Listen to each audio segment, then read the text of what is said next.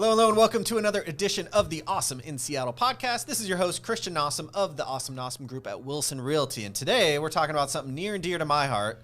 It's the way that I got into real estate 18 plus years ago, and that was deals, and specifically finding deals. That is something I love to do, and it's actually can be taught, surprisingly. It's not easy, but it can be taught. So that's what we're going to talk about today. How to find deals, how to spot them, what to look for. If you want a deal, you got to listen to this episode. First off, I gotta introduce my co-hosts, the wonderful agents of the Awesome Nossum Group. I have Melanie Gadami. Hello. And Joanna Beecher. Hi. All right, so first, let's explain what a deal is. Not everyone knows what a deal is, and sometimes you just want a house that matches your buy box, meaning, I want 3-bed, 2-bath, 2,000 square feet in this neighborhood, and that's all you want. That's fine, but some people are like, no, I need to get a deal. I need to somehow get a deal on this. And over the last few years, it's been super hard to get a deal because we had little inventory. Everything was selling in a matter of days, sometimes hours, for way over the asking price. So although before it was really important to just get a house and that was the deal, that's a little bit similar now. And I know that sounds funky, but we have such low inventory that if you find something that meets your criteria, that could still become similar to how it was over the last few years.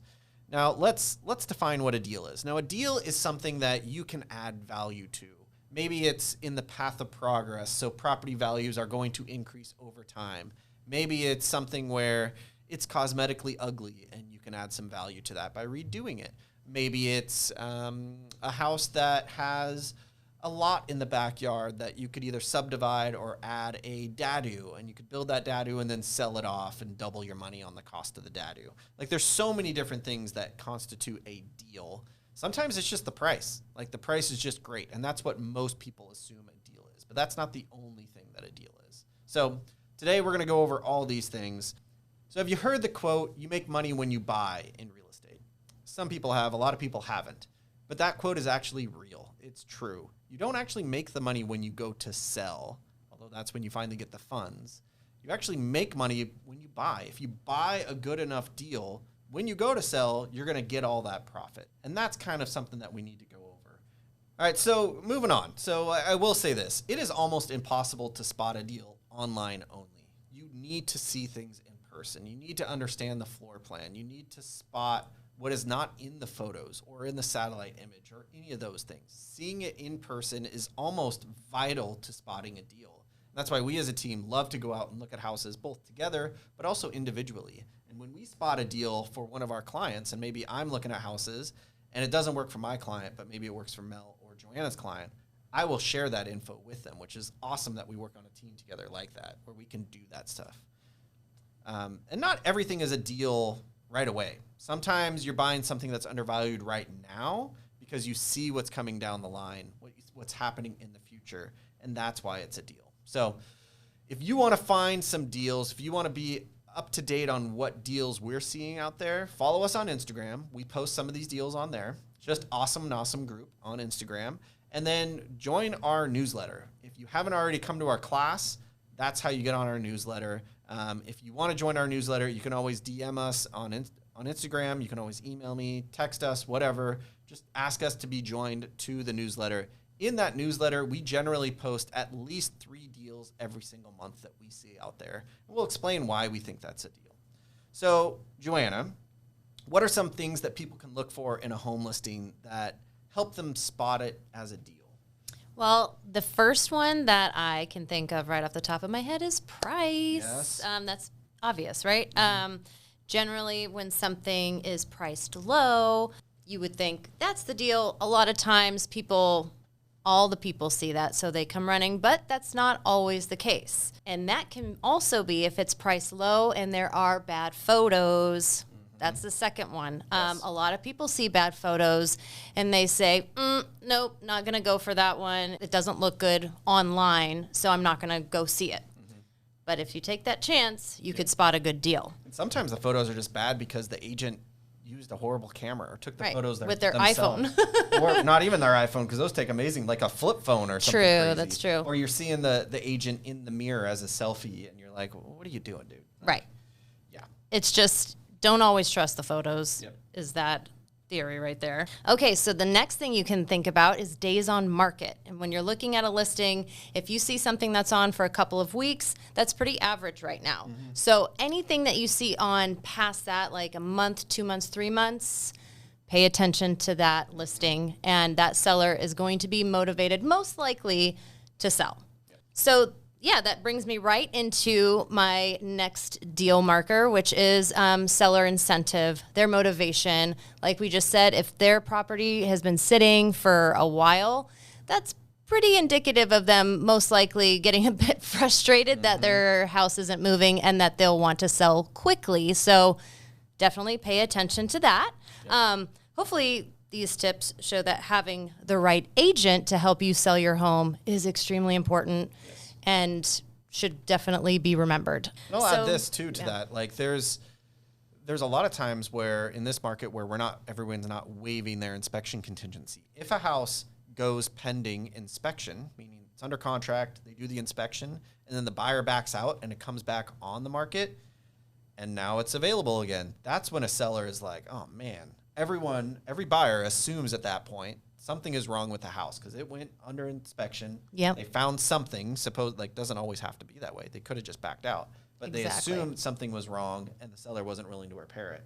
That's not always the case. So there could be extra motivation in that situation.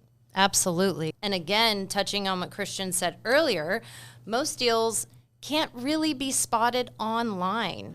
You can have those indicators as, days on market and bad photos, but the best course of action is to always try and go see that house in person, and that will be the most telling for you right there. And as your agent, we will go and preview houses for you, which means we will go out before you even meet us over there, and we can go see it just by ourselves and get a feel for it and see if there is some potential deal to be had there. So don't hesitate to reach out to us as your agent to go do that. Let's talk about what adds value to a home. Finding a property with an unfinished space can be a huge opportunity to add value to your home and precious square footage. If a home has an unfinished basement or an attic, have us go check it out and see if it's a good ceiling height to finish and if there's any signs of water damage.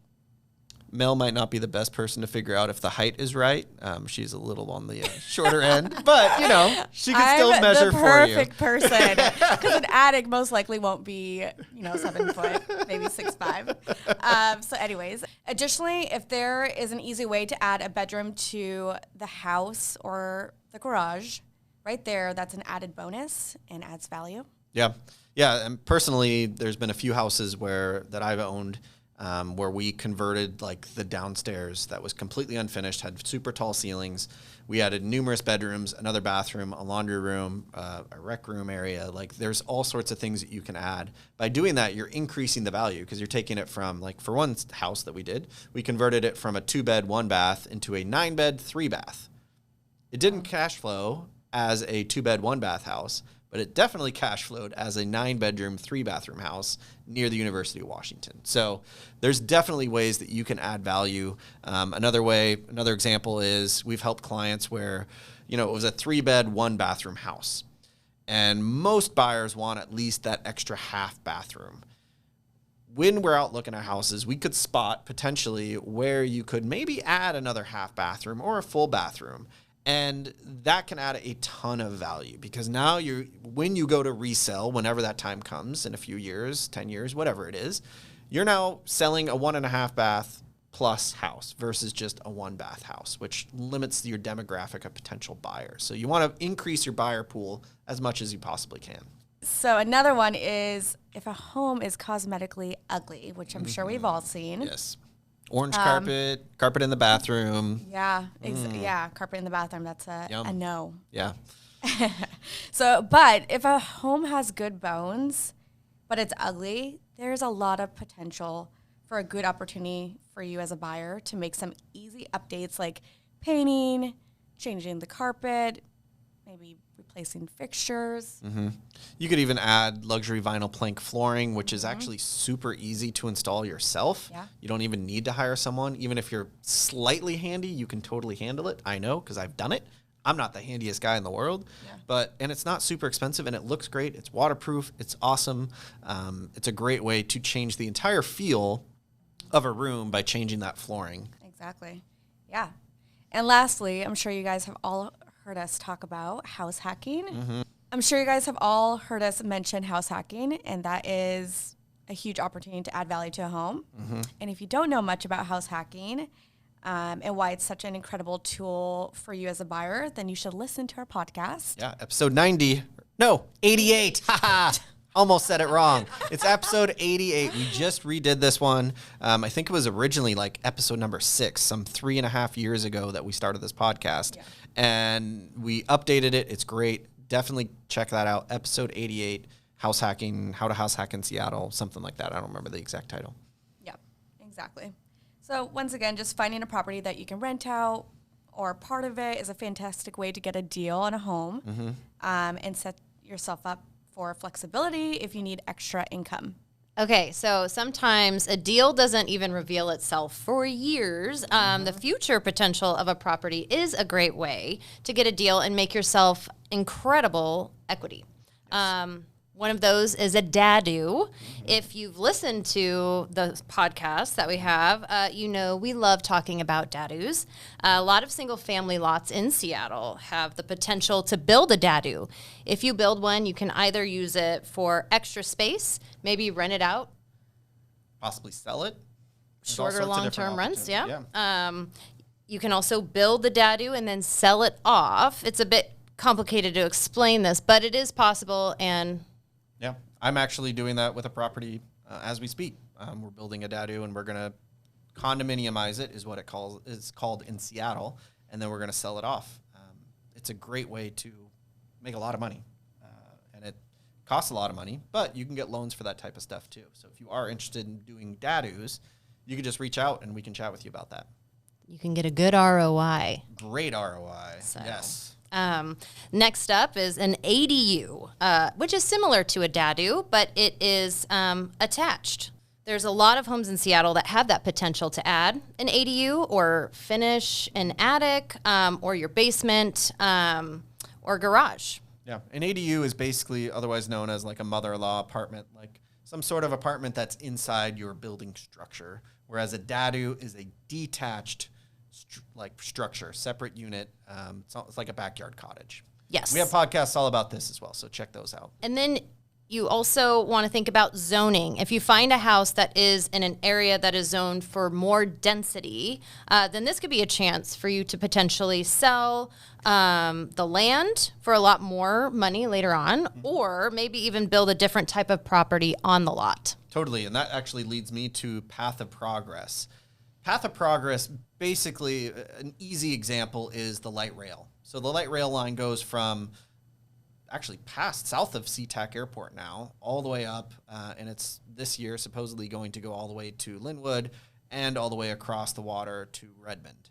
So if you follow just that path, the line, the rail line, and you bought stuff near each station, those areas almost always go up in value much faster than the areas beyond that. They also change the zoning around those stations, around each station, so they have a lot more density. So what used to be, a $400,000 home in Shoreline near the upcoming light rail station there is now zoned for an 8-story apartment building, and that lot is worth a hell of a lot more than the $400,000 house that was sitting on it, or maybe if it was even a $600,000 house or an $800,000 house. It's worth more now to be torn down and developed into its highest and best use, which is what it's zoned for, and that's a big apartment building. Investment potential. So this is another big one. So if you see yourself as someone that wants to get into the investing game with real estate, keeping your eye out on how you can turn the house that you're going to live in into a future potential rental is a great way to get a deal. Part of that is the financing on that. So when you own a house that you live in, you get to get owner-occupied financing. And all that means is you're going to live there for at least a year. Your interest rate is lower. It's locked in for however many years. Generally, people get a 30-year loan. Sometimes they get a 15-year, but whatever you choose. And your interest rate is locked for all 30 years or 15 years. And that means that your payment is locked in at that low rate too. Now, on the flip side, if you were looking to buy this just as an investment property, you would be putting 20 to 25% as your down payment. Instead of, when you live there as your own house, you could do a 5% or 3.5% or even a 10% loan or down payment. That can really impact how much cash out of your pocket you are putting into that investment property and allow you to buy more than one property over the long run, because not all your cash is tied up into one specific property. So another example is we had a client where he bought a house, he finished off the basement, he added numerous bedrooms, another bathroom, a laundry room, similar to what we talked about earlier. He's a single guy. He rents it out to traveling nurses. So every 3 to 6 months, he gets a new roommate in one of those rooms, and he lives there for basically free. I think he might even make money every single month. So he's getting paid to live in his own house because he has like 4 roommates or something. It's an awesome way to go.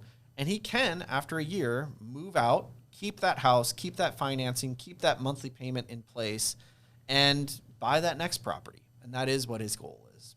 So closing out here, we as agents can spot so many different other ways to find that deal. There's a lot of nuance in this, a lot.